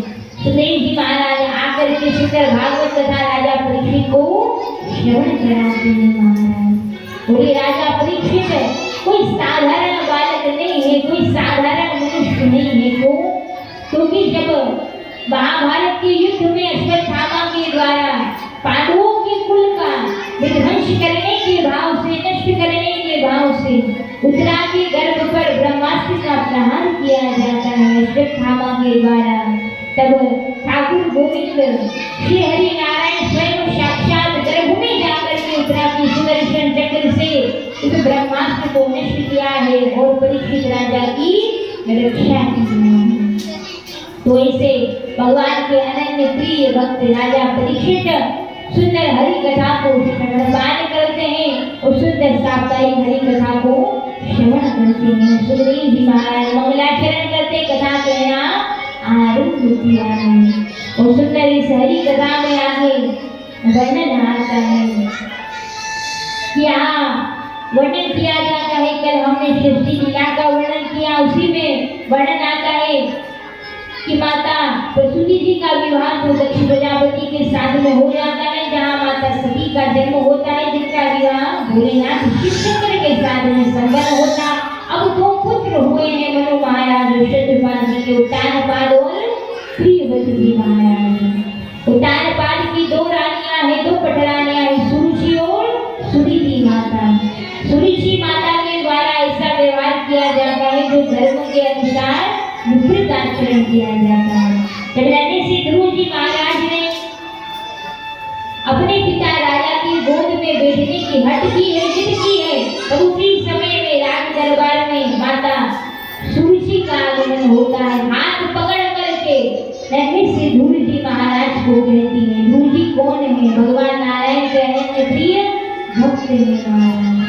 और जब अपने भक्त का कोई अनादर भगवान देखते हैं तो उस अनादर को ठाकुर जी स्वीकार नहीं करते, इसलिए कहते हैं कभी भी किसी भक्त का, संत का अनादर करना नहीं चाहिए। इससे बड़ा दोष लगता, बड़ा पाप लगता है। जितना हो सके अगर कोई 2 व्यक्ति मिलकर किसी संत की निंदा कर रहे हो, किसी संत के विषय में अपशब्द उच्चारित कर रहे हो, अगर आप में सामर्थ्य है उस बात को वही रोकने का, उनका विरोध करने का, तो उसी समय कीजिए, जिससे वो भी संतों के जो है दोष देखने से बचे, वो भी संत निंदा से, भगवत निंदा से बच सके। या फिर दूसरा अगर संभव हो तो उस स्थान का ही त्याग कर दीजिए जहाँ पर संतों की, हरि भक्तों की निंदा की जा रही। क्योंकि कानों से जब भक्तों की निंदा को सुना जाता है, भगवान के संतों की निंदा को सुना जाता है, तो इन पापों को सुनने से आपके सिर पर भी पाप चढ़ता है महाराज। इसलिए कहीं पर निंदा हो रही है तो तुरंत उस स्थान का त्याग कर देना चाहिए। अब यहाँ आगे वर्णन आता है, नन्हे से ध्रुव जी महाराज को जब सुरुचि माता कहती है कि अगर पिता की गोद में बैठना है तो जा पहले मेरी संतान के रूप में जन्म लेकर गया। तब ध्रुव जी महाराज रोते रोते अपनी माता पास में जाते हैं। सुनीति माता प्रेम से समझाती है, हे पुत्र, तुम में तो वह सामर्थ्य है कि तुम साधारण राजा की गोद में तो क्या, परम पिता श्री हरि नारायण की गोद में बैठने का आदर रखते हो। इसलिए तो कहते हैं भगवान कि मनुष्य तू बड़ा महान है, मनुष्य तू बड़ा महान है, तेरी मुट्ठियों में बंद तूफान है, मनुष्य तू बड़ा महान है। तू चाहे धरती को अंबर से जोड़ दे, तेरी आत्मा में स्वयं भगवान है, मनुष्य तू बड़ा महान है। मनुष्य अगर चाहे तो खूब भजन करके, सदा आचरण करके, धर्मयुक्त आचरण जीवन शैली को अपना करके स्वयं देवता के समान पूजनीय हो सकता है, स्वयं भगवान के समान पूजनीय बन सकता है। बस आवश्यकता है अपने धर्म के अनुसार अपनी रहनी और करनी चाहिए। तब यहाँ ध्रुव जी महाराज अपनी माता से आकर के कहते हैं, माता कहती है कि वन में जाकर के तपस्या करो, और जब तपस्या करने वन में जाएगा ना, तो वन में तुझे जब सद्गुरु मिलेगा तो समझना भगवान ने तुझे स्वीकार कर लिया। तो जब संत मिले, सद्गुरु मिले, तो क्या करना ध्रुव, दोनों हाथ जोड़ करके दंडवत हो करके सद्गुरु के चरणों में प्रणाम करना, क्योंकि शिर नवागत टूटी पड़े सब पापन की गांठ मारा। संतों के सामने जब सिर झुका करके प्रणाम करते हो ना, तो मस्तक पे सवार अहंकार नष्ट हो जाता है। तब गुरु जी को कहा है कि जाकर के वन में तपस्या करना, संत मिलेंगे उन्हें प्रणाम करना, और जो संत गए उसकी आज्ञा का पालन करना। गुरु जी वन में जाते हैं तपस्या करने के लिए, जब तपस्या करने के लिए वन में गए हैं तब देवी श्री नारद से भेंट होती है। देवी श्री नारद जी के द्वारा उन्हें मंत्र दीक्षा दी जाती है। अब वो ध्यान से सुनिएगा, जब गुरु जी महाराज वन में तपस्या करने को जाते हैं और देवी श्री नारद उन्हें मिले हैं, भेंट हुई है, तो पहले तो देवी श्री नारद को बड़ा शंका होता है, इतना छोटा सा नन्हा सा बालक वन में तपस्या करने को जा रहा है, इसलिए एक बार परीक्षा ली है, पहले देख तो लो मंत्र दीक्षा लेने से पहले ये सुपात्र है या नहीं है, इसके मन में जो इच्छा है भगवत प्राप्ति की वो दृढ़ है या नहीं। इसलिए देवी श्री नारद जी प्रश्न करते हैं, बालक ध्रुव, तुम भला किसका दर्शन करने को वन में आए हो? तुम्हें पता नहीं इस वन में भयावह जीव जंतु रहते हैं जो तुम्हें मार देंगे, तुम्हें नष्ट कर देंगे। तब ध्रुव जी महाराज कहते हैं कि मैं श्री हरि नारायण भगवान का दर्शन करने के लिए, उनकी तपस्या करने के लिए यहाँ करते रहा। अच्छा हे ध्रुव, क्या तुम्हें पता है भगवान दिखते कैसे हैं? तब ध्रुव कहता है, हे सत्य जी, हे गुरुदेव, मैं नहीं जानता भगवान कैसे दिखते हैं। अच्छा नहीं जानते भगवान कैसे दिखते हैं? तब नारद जी पूछते हैं, तो बालक ध्रुव, जरा मुझे यह बताओ, क्या तुम्हें यह पता है कि भगवान नारायण तुम्हें कैसे मिलेंगे? तब ध्रुव जी महाराज मुस्कुराकर कहते हैं, हे गुरुदेव, मुझे नहीं पता कि भगवान कैसे मिलेंगे। तब ऋषि नारद ने तीसरा प्रश्न किया है कि हे ध्रुव, जरा मुझे यह बताओ, क्या तुम्हें पता है कि भगवान कहाँ रहता है और कहाँ से चरण तुम्हें दर्शन देने आएगा? तब ध्रुव जी मुस्कुरा करके कहते हैं, गुरुदेव, मुझे यह भी नहीं पता कि भगवान कहाँ रहता है। तब देवऋषि के पूछने पर ध्रुव जी महाराज हाथ जोड़ करके प्रणाम किया और कहते हैं, हे गुरुदेव, मैं नहीं जानता हूँ कि भगवान दिखते कैसे हैं, मैं यह भी नहीं जानता हूँ कि भगवान रहते कहाँ हैं, मैं यह भी नहीं जानता कि भगवान का दर्शन प्राप्ति होगी कैसे, मैं कुछ नहीं जानता। हाँ, पर मैं एक बात जानता हूँ, मेरी माँ ने मुझे सिखा करके भेजा है कि भगवान इस संसार में होते हैं और आकर मुझे दर्शन अवश्य ही देंगे। तो भक्त कैसी विश्वास से भगवान को दर्शन देने आना ही पड़ा। क्या विश्वास है कि भगवान सृष्टि में होते हैं और मुझे आकर दर्शन एक दिन अवश्य देंगे। ये दृढ़ विश्वास का होना ही भक्ति के होने का लक्षण होता है। तो गुरु जी के इसी विश्वास पर रीच करके ऋषि नारद ने उन्हें दीक्षा दी है। दीक्षा में मंत्र दिया है। कौन सा मंत्र दिया है? ओम नमो भगवते वासुदेवाय। ओम नमो भगवते वासुदेवाय। ओम नमो भगवते वासुदेवाय। ओम नमो भगवते वासुदेवाय। ओम नमो भगवते वासुदेवाय। ओम नमो भगवते वासुदेवाय। बोलिए श्री लक्ष्मीनारायण भगवान की।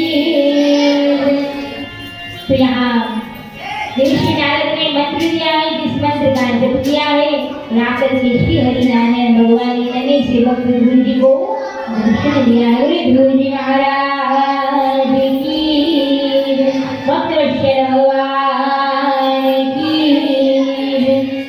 आगे वर्णन आता है सुंदर भगवान के अनन्य प्रिय भक्त प्रहलाद जी महाराज की जीवन प्रसंग की। वो ध्यान से सुनिएगा। अभी हमने ध्रुव जी की कथा को श्रवणपान किया। आगे हम प्रहलाद जी की चरित्र की कथा को श्रवणपान करेंगे।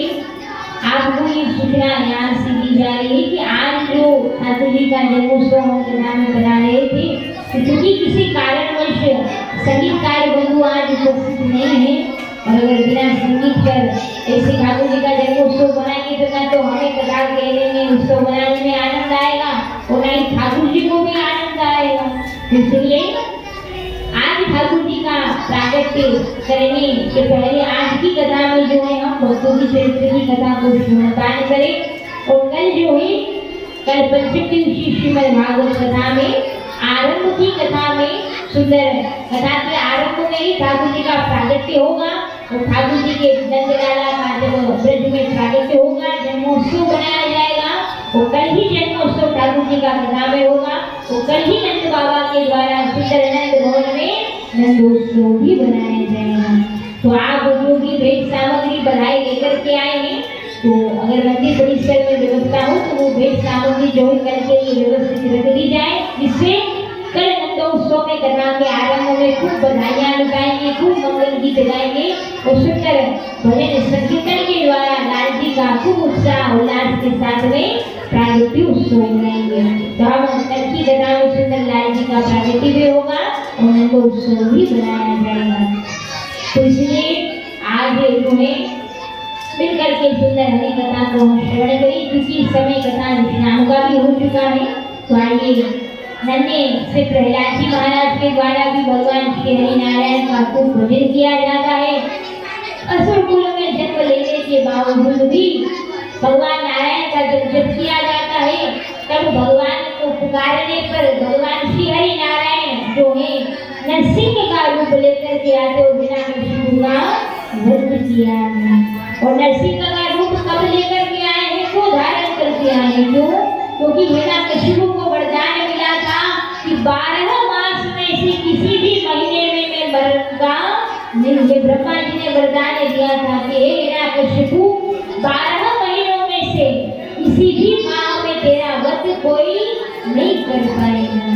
तब हिरण्यकशिपु बड़ा प्रसन्न होता है। जब सप्ताह में महीने में 12 ही महीने होते हैं पूरे वर्ष में, जब पूरे वर्ष में मैंने ब्रह्मा जी से वरदान मांग लिया है कि 12 महीने में से किसी भी महीने में मेरी मृत्यु ना हो, तो भला कौन है जो मुझे मार पाएगा। तो मुझे तो स्वाभाविक रूप से अमर तत्व की जो प्राप्ति हो गई है। तब भगवान श्री हरिनारायण भगवान अपने भक्त पर कृपा करने के लिए, भक्त को दर्शन देने के लिए, अनुकंपा करने के लिए और हिरण्याक्ष का वध करने के लिए, असुर का संहार करने के लिए 12 मास में से अतिरिक्त मास, अधिक मास का प्रादुर्भाव किया, जिसे पुरुषोत्तम मास कहा जाता है। यहाँ भक्ति के लिए भगवान नरसिंह जो है अधिक मास, पुरुषोत्तम मास, मन मास में जो है जन्म लेकर के आते हैं, अवतार लेकर आते हैं नरसिंह अवतार। बोले नरसिंह भगवान की। तो जब भगवान मलमास में नरसिंह का अवतार लेकर के आते हैं तो अधिक मास और पुरुषोत्तम मास को अधिक मास पुरुषोत्तम मास को अब कहा जाने लगा। उस समय उसे मलमास कहा जाता था। क्यों? क्योंकि उस समय एक असुर का संहार हुआ है, इस कारण ये विधान था कि अधिक मास में, आज भी विधान है, अधिक मास में कोई नई वस्तु नहीं लाई जाती है, कोई नया कार्य आरंभ नहीं किया जाता है, चाहे वो घर का मुहूर्त हो, किसी दुकान दफ्तर का जो है शुभारंभ करना हो, तो वो कार्य अधिक मास में पुरुषोत्तम मास में नहीं किया जाता है। इसका उचित परिणाम शुभ परिणाम नहीं होता है। इसलिए पुरुषोत्तम मास में अधिक मास में जितना हो सके भगवान का भजन ही किया जाता है, जब ही किया जाता है। तो जब अधिक मास मल मास को ये जानकारी होती है कि कुछ माह में, इस माह को जो है सब माहों के द्वारा तिरस्कृत किया जाता है, कोई भी देव का सम्मान नहीं देते हैं मल मास को। तो यह माह भगवान नारायण के पास में जाता है, तुम्हारी याचना करता है, प्रार्थना करता है, प्रभु जब कोई भी देवता मुझे सम्मान ही नहीं देता, जब मेरे इस मल मास में कोई शुभ काम भी नहीं होना, कोई अच्छा काम भी नहीं होना है, तो मेरा तिरस्कार अनादर करते हैं, तो भला आपने मुझे प्रकट ही क्यों किया? भला एक असुर का संहार करने के लिए इस अतिरिक्त मास का निर्माण ही क्यों किया, जिस मास में कुछ भी करना वर्जित आपने बता दिया। तब प्रार्थना करने पर भक्त वैश्य करुणा निदान विष्णु भगवान ने वरदान दिया है मलमास को कि जाओ, आज से तुम्हें पुरुषोत्तम मास के नाम से जाना जाएगा, क्योंकि मेरा नाम पुरुष पुरुषोत्तम है, तुम्हें मेरे ही नाम से पुरुषोत्तम मास के माह के रूप में जाना जाएगा, तुम्हें अधिक मास कहा जाएगा।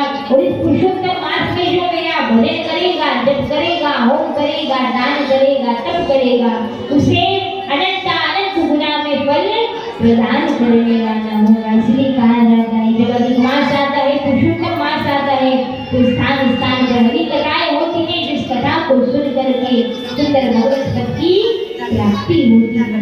तो इस अधिक मास की महिमा इसलिए है क्योंकि भगवान के लिए ही, भगवान के भक्त के लिए ही सुंदर अधिक मास का निर्माण किया है। बोले भक्त भगवान की, श्री प्रहलाद जी महाराज की, श्री नरसिंह भगवान की। तो कल की कथा में हम राजा रामचंद्र भगवान रामलला का अयोध्या में प्राकट्य होगा पहले, तो कल पहले राम अवतार की कथा सुनेंगे। रामलला का सुंदर जन्मोत्सव बनाया जाएगा, प्रागट्योत्सव बनाया जाएगा। तदुपरांत हमें से बाल गोपाल कृष्ण कन्हैया लाल का प्रागट्योत्सव हम सब कथा नहीं बनाएंगे। तो कल जो है आपको सज धज करके आना है। कल नंदोत्सव धूमधाम से यहाँ बनाया जाएगा, तो प्रेम से यहाँ मंगल की बधाइयाँ लुटाई जाएगी। तो आवश्यकता है कि कल अगर आपको उत्सव का आनंद लेना है तो कल आपको ठीक जो है, वैसे तो यहाँ पर हवन जो है 3 बजे से आरंभ हो जाता है, 3:30-4 बजे यहाँ हवन आरंभ हो जाता है। तो आप सभी शीघ्र 4 बजे यहाँ पर पधारे, यज्ञ करें, हवन में आहुति दें और उसके बाद सुंदर हरि कथा के आरंभ में ही उत्सव का आनंद लेंगे। सभी अधिकाधिक संख्या में पधारे और सुंदर हरि कथा का आनंद। श्रीमद् भागवत महापुराण की। एक बार सभी मातृ शक्ति अपने लिए जोरदार ताली बजाएंगे, क्योंकि कल से ज़्यादा आज संख्या दिखाई दे रही है।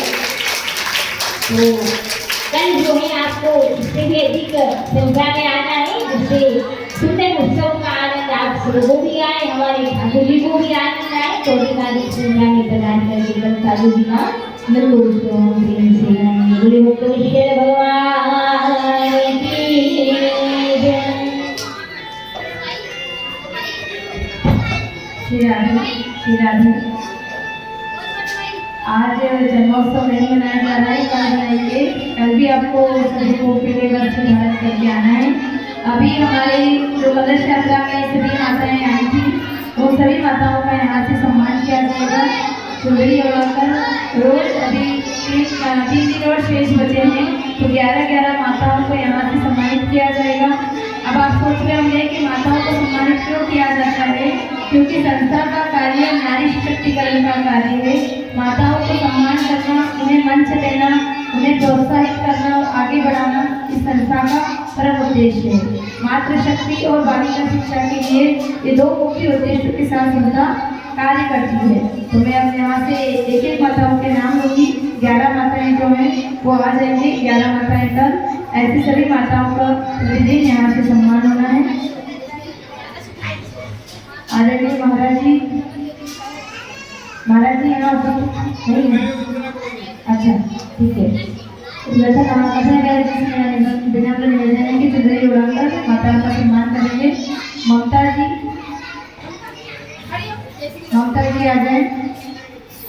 गोरा जी जो बता दिया के लिए जोरदार कर दिया। रेखा जी, रेखा जी, सुनीता जी,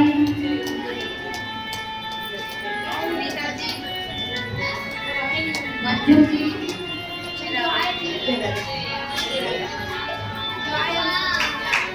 मंजू जी,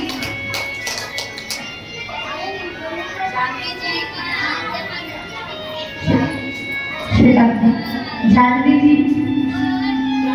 कौशल्या जी, देवी जी, रोशनी जी, सुगी जी, माया जी, चलिए कृपया जल्दी कीजिए। फिर हमें इसके पश्चात आरती करना है।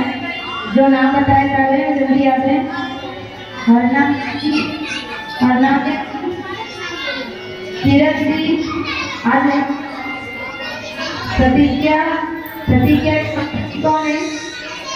प्रतिज्ञा की माता जी यहाँ पर हो तो आ जाए। मोनिका जी आ जाइए, यहाँ पर उपस्थित आ जाए। वहाँ पर निशा जी, शीला, दीपिका जी,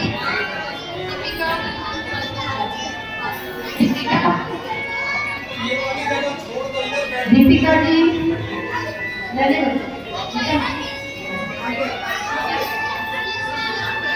सुमित्रा जी आते जाइए, अपने साथ रखते चलिए। सुमित्रा जी, आयुषी जी, आशी की माता जी हो तो आ जाए। आशी की माता जी यदि यहाँ पर हो आ जाए। गोलू की माता जी यहाँ पर है। पूनम, पूनम, अनु दोनों नहीं है। रिया, नीलू, अच्छा दूसरी माताएं भी हो गई अभी जिनका सम्मान हुआ। 5 माताओं का हुआ। आप आ जाए, आ जाइए, अपना नाम लिखवा दीजिएगा। चले चलिए, क्या नाम है आपका? राजकुमारी जी। सभी माताओं के लिए तालियां बजाएंगी, सभी जोरदार तालियां होनी चाहिए। आप आगे जाइए, आगे आगे।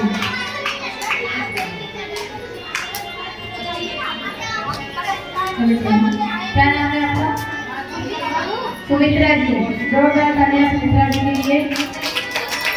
आगे आपका क्या नाम है?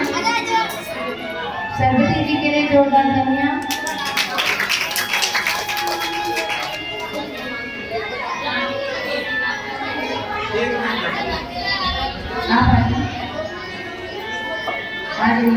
तालियां बजती रहनी चाहिए। सभी माताओं को तालियां बजानी है।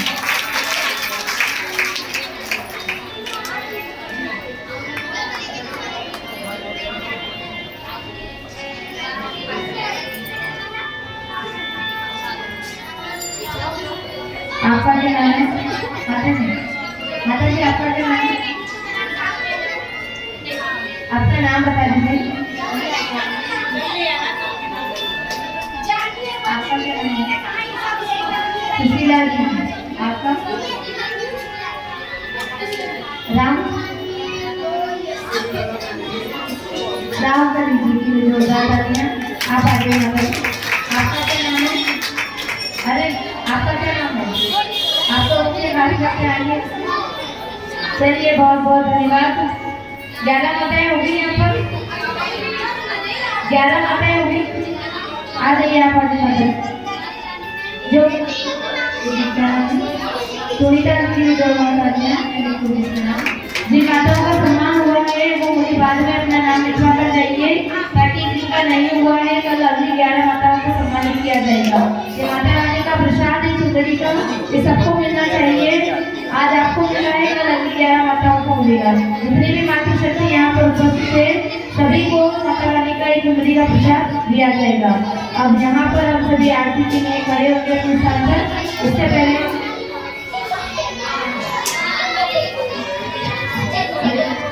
आइए सभी सुंदर दोनों भुजाएं उठा करके माता जी महाराज के महामंत्र का जाप करेंगे। ओंकार की कथा में प्रयास करें, समय पर आए, जिससे समय पर यहाँ उत्सव आरंभ होगा। तो समय पर आएंगे इस प्रकार हाथ उठाकर बताइए हाँ जी के नाम जी।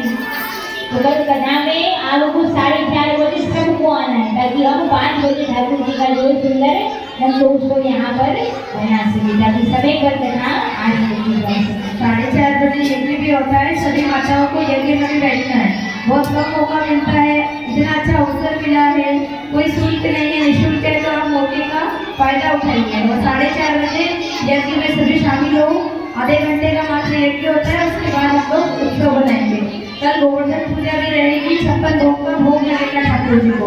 तो अपने घर से 1-1, 2-2 भोग आप अपने हाथ से बनाकर लेके आइए और ठाकुर जी को भोगाइए। 56 भोग का कल दर्शन होगा और कृष्ण जन्मोत्सव भी कल ही बनाया जाएगा। कल खूब बधाइयाँ लुटाई जाएगी, चॉकलेट बिस्किट जो आप लाना चाहे लेके आ सकते हैं। आइए हम सभी मिलकर के भाव में यहाँ पे आरती करेंगे। हम सभी दोनों भुजाएं उठाएंगे, 3 बार एक साथ मिलकर के महामंत्र का जाप करेंगे, जिससे हरि कथा में कोई त्रुटि कोई मर्यादा हुई हो तो वो शून्य होगा। हरे कृष्णा कृष्णा कृष्णा हरे हरे, हरे राम राम राम हरे हरे, हरे कृष्णा कृष्णा कृष्णा हरे हरे, हरे राम राम राम हरे हरे, हरे कृष्णा कृष्णा कृष्णा हरे हरे, हरे राम राम राम हरे हरे। विश्व सभी अपने स्थान पर आरती के लिए खड़े हो जाएं। हमारे आज के जो अतिथि हैं, अतिथिगण आगे आ जाएं। आदरणीय